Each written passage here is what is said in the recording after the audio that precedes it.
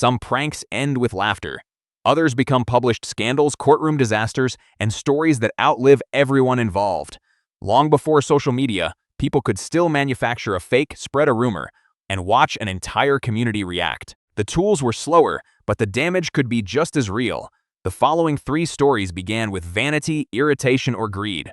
A professor published fake fossils. A cardinal bought a necklace for a queen who had never ordered it. An English writer convinced the public that a living astrologer had died. The jokes were clever. The consequences were not. In 1725, a respected professor in Würzburg began finding fossils that seemed to prove the natural world had been designed by a very strange imagination. Johann Bartholomeus Adam Beringer was a physician, a professor of medicine at the University of Würzburg, the dean of his faculty, and the chief physician at the Julius Hospital. He was also fascinated by stones and objects dug from the earth. In the early 18th century, fossils were not yet understood in the modern sense. Scholars debated whether they were ancient remains, natural mineral shapes, or objects placed in the ground by divine design. Beringer believed some stones had been shaped by a divine force. He suggested that God might have placed strange images in the earth as signs for people to discover. The idea was not automatically absurd in his time. The problem was that Beringer treated almost every new object as proof that his theory was working. 2 men at the university had noticed this confidence. J. Ignaz Roderick was a professor of geography and mathematics. Johann Georg von Eckhart was the university librarian. Court records and later research connect them to the scheme, although the exact chain of responsibility remains debated. What is clear is that stones were carved, planted near Würzburg, and placed where Beringer's collectors would find them. At first, the joke looked harmless. A piece of limestone was cut into the shape of a frog. Another showed a lizard. Then came spiders in webs, insects, leaves, flowers, and birds. The pranksters were not imitating ordinary fossils. They were creating a catalog of impossible objects, each one designed to test how far Beringer's confidence could be pushed. The stones became stranger. Some appeared to show the sun, the moon, or a comet. Others carried letters in Hebrew, Latin, and Arabic. The point was to make the professor explain why the universe had carved a joke into limestone. Beringer's helpers found the stones around Mount Eibelstadt. He saw a discovery and collected hundreds of specimens. The evidence against the stones was visible. Some surfaces showed deliberate cuts, but Beringer treated those marks as evidence that an intelligent hand had made the objects. Beringer hired artists and engravers to record the stones. The result became a major book, published in 1726 under the title Lithographiae Würzburgensis. A carved joke had become an academic publication. The pranksters panicked when they realized the book was going to press. They spread rumors that the fossils were fraudulent and tried to show Beringer how the stones could be made. He rejected the warnings because he had already invested his pride and reputation in this discovery. Soon after publication, the deception became impossible to ignore. The popular version says that Beringer found a stone bearing his own name and finally understood what had happened. That detail may be an embellishment. The larger truth is certain. The objects were manufactured, and Beringer had been deliberately misled. He took the suspected conspirators to court and won. Roderick lost his position and was forced out of Würzburg. Eckhart lost his university post and access to the archives he needed for his research. Their attempt to humiliate one colleague damaged the careers of several people. Stories later claimed that Beringer bought back copies of his book and ruined himself financially. Although historians have questioned that detail, the damage to his reputation was real.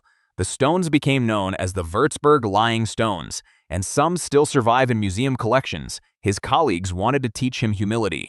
Instead, they created the most famous chapter of his career. In the French court, a fake conversation with a queen became a fraud involving a cardinal, a forged signature, and one of the most expensive necklaces in Europe. The scandal became known as the Affair of the Diamond Necklace. It did not cause the French Revolution by itself, but it helped turn public anger toward Marie Antoinette into something more dangerous. In the 1770s, jewelers Charles Auguste Boehmer and Paul Bassinge assembled an extraordinary necklace for King Louis XV's mistress, Madame du Barry. Then Louis died, Madame du Barry was removed from court, and the jewelers were left with a fortune tied up in a single piece of jewelry. They tried to sell it to Louis XVI and Marie Antoinette. The queen refused. The necklace had been designed for the previous king's mistress, It was extravagantly expensive, and France was already struggling with debt. The jewelers were left with an unsold necklace valued at roughly 2 million livres. That was where Cardinal Louis de Rohan entered the story. Rohan was wealthy, powerful, and desperate to recover royal favor. Years earlier, while serving as a diplomat in Vienna, he had made insulting comments about Maria Theresa, Marie Antoinette's mother. The queen never forgot the insult and refused to receive him.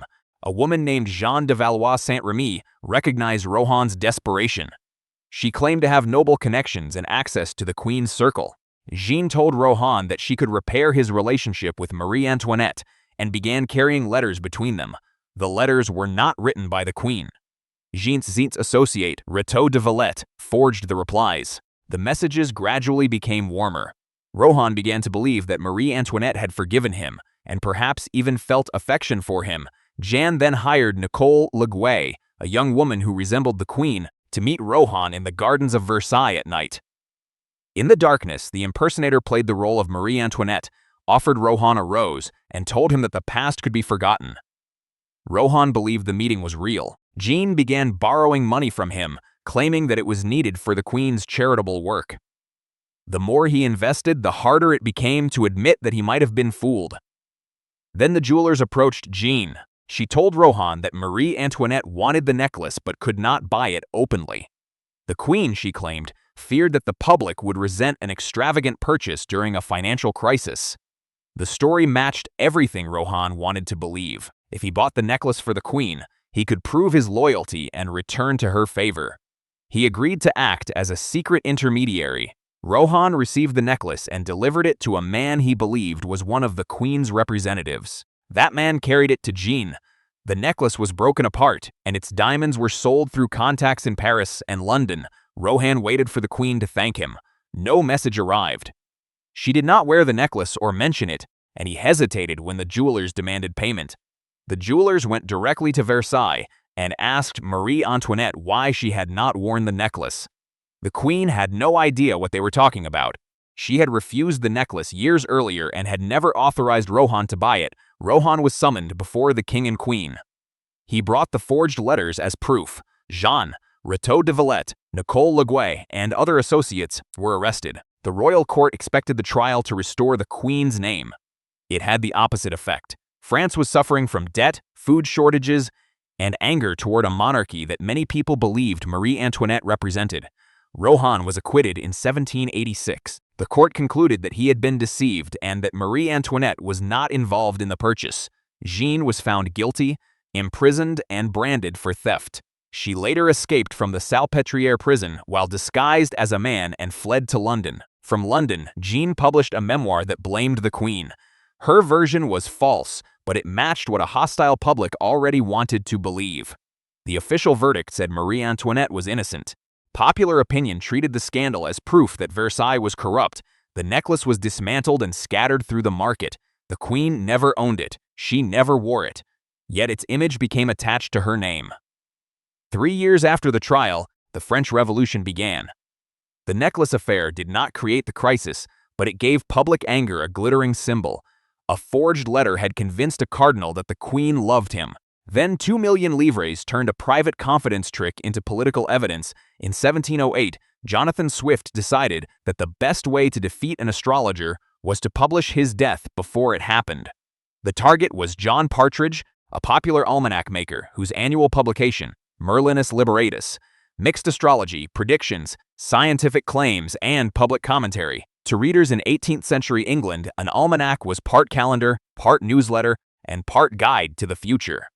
Swift considered Partridge's writing foolish and disliked his attacks on the Anglican Church. The disagreement might have remained a literary annoyance if Swift had not been looking for a target for April Fool's Day. Swift invented the name Isaac Bickerstaff, Esquire. Under that name, he published predictions for the year 1708. The pamphlet copied the tone of an authoritative astrologer. Its most damaging prediction was precise. John Partridge, it said, would die of a raging fever on March 29. At about 11 o'clock at night, the exact time made the prediction sound scientific. Partridge objected, but there was no way to disprove a prophecy about a death that had not happened. On the day after the predicted death, Swift published another pamphlet.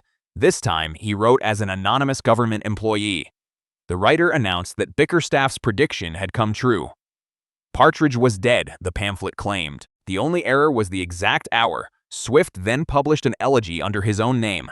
It pretended to mourn Partridge while mocking him and the readers who trusted his almanacs. Swift was demonstrating how easily a confident prediction could become a public fact when it was repeated in the right style. The hoax spread through London.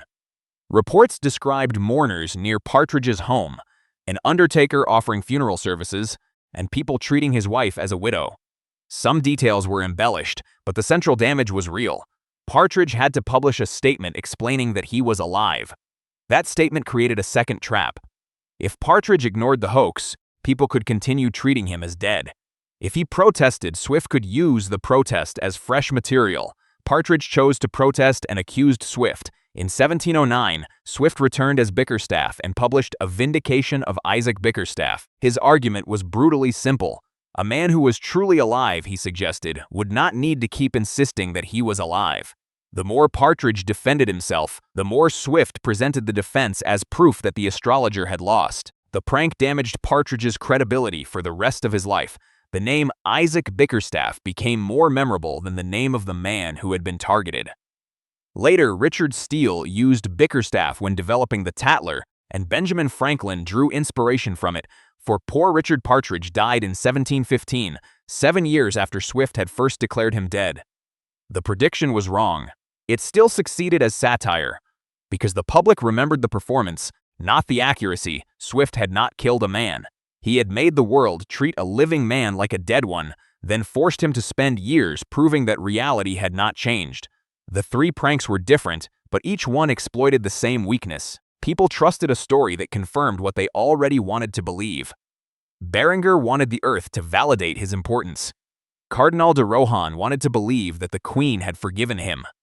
English readers wanted a dramatic prophecy to come true. The pranksters understood their targets. They did not need perfect evidence. They needed evidence that fit expectations. A carved stone became a divine message. A forged letter became a royal invitation. A printed prediction became a death certificate. The consequences grew because the lies entered systems that made them difficult to stop. Beringer published his mistake. The necklace fraud reached a royal courtroom. Swift's pamphlets were repeated by readers who did not know they were carrying a private joke into the wider world. That is why these stories still feel modern. The tools have changed, but the pattern has not. Pride makes people ignore warnings. Desire makes implausible messages feel personal. Repetition turns a claim into something that resembles evidence. A prank is supposed to end when the victim understands the joke. These did not end that way. One became a book. One became a royal scandal. One became a death that had to be publicly reversed. The laughter survived. So did the damage.